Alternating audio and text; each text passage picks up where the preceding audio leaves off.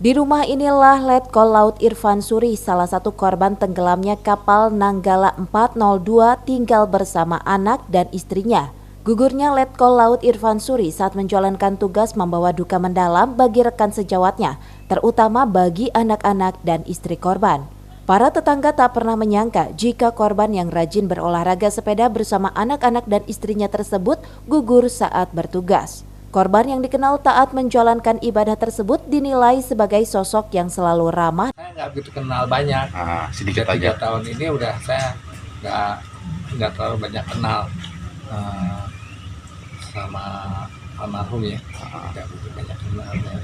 Cuma sebagai tetangga beliau itu Dia sering main sepeda, olahraga pagi, membawa anak-anaknya berolahraga. Sering ketemu-temunya begitu aja. Pak, kapan terakhir ketemu sama almarhum, Pak? Pernah? Kira-kira minggu-minggu kemarin lah. Ya kan dia masih melakukan olahraga ini ya sebelum puasa lah kalau olahraga ini. Nah tapi kalau dan juga sering bertemu di musola gitu.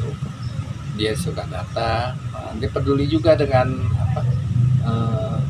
aktivitas kemusolaan ya di lingkungan ini, dia sangat peduli gitu.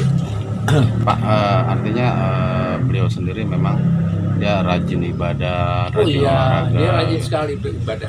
Dia asal dia ada di sini ya, kecuali dia kerja nggak ada tuh, ya kan. Kalau dia ada di sini, dia datang musola.